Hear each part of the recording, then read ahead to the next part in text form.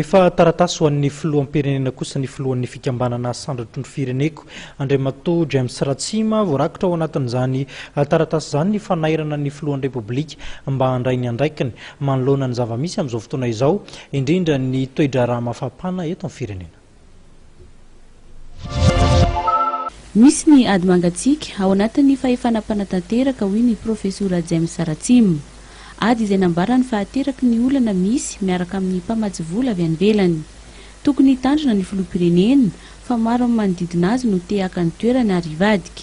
Fotoana izao hoy ny profesora James Ratsima, filohan'ny fikambanana Asandrato ny Fireneko, tokony andraisan'ny filoham-pirenena fanapahan-kevitra. Efa hita mivoaka manontolo fa tsisy zavatra mandeha intsony eto amin'ny lony ary mimahantra isan'andro izy.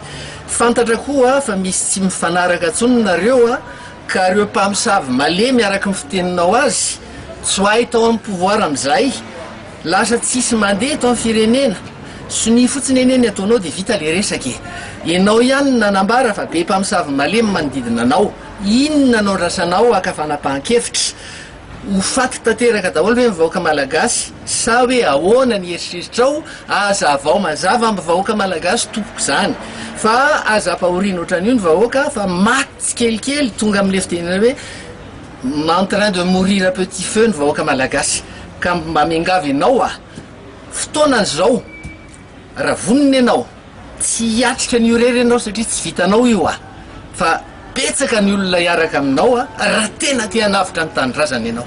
Ny profesora James Ratsima izay nandefa taratasy misokatra ho an'ny filoham-pirenena ny 17 ny volana May lasa teo.